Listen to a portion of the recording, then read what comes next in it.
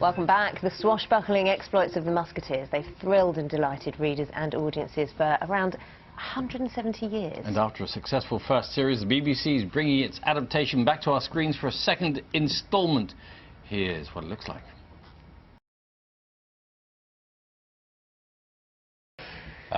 Brilliant.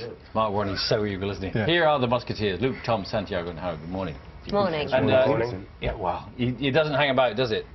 The story of the Musketeers. I mean, that's sort of virtually the opening scene, and before you've said about 4 lines, it's just sort of bip, bap, boff, and muskets firing and all sorts. Stuff happens very quickly. And,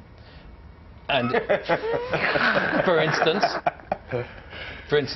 Well, you have a new villain, don't you? Yes. Well, that happens within about, like you said, within straight about the away. first, So you've kind of set the tone. You've set the tone for the second series. Yeah. Is he a better villain than Cardinal Richelieu?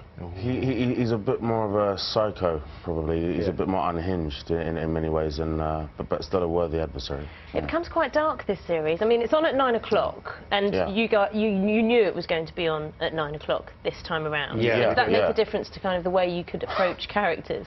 Yeah, you can have a bit more fun with it, especially with the fights. It's a bit sexier as well now, I suppose. Sexier? But, you know, so it remains the same show on the same tone. And I think Mark, his villain, brings in definitely a darker, more physical nature to his sort of evil side. Yeah, and the job of the Musketeers is still to defend the honour of France and the honour of the king, who's not a terribly nice person, really. Absolutely. Well, Tom. No, I was just going to say that gets a bit more cloudy, you know, our relationship with the king. Yeah.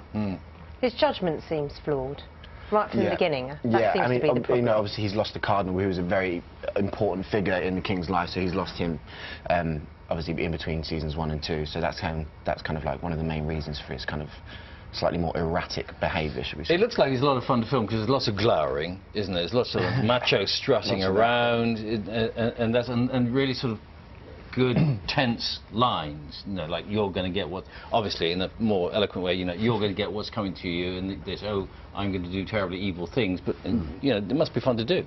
It is, yeah. It's quite hard, that stuff, though. Is it really? Yeah. Well, it's not, you know, it's quite hard to just make it sound, you know. Real. Right. Not like you're not just glowering, but maybe we are. Glowering and delivering at the same time. You can't glower at Bill. I'm not, see, I don't even know I'm glowering. He's not even glowering yet. I wasn't even aware I'm glowering in the show. Far too relaxed. Tell me I do it at cocktail parties. Yeah. But not terribly easy, I was just thinking, when you're filming the heat of summer and you've still got to wander around in your leathers. Well, the thing is, I mean, the uniforms, or costumes as they're sometimes referred to, give you a lot for free. You know, so as soon as you put on the uniform, as soon as you have your scars and everything else, you are kind of thrust into this imaginary world, and it's much easier to kind of suspend your disbelief because it's real. It's, you know, you walk in a certain way because you must.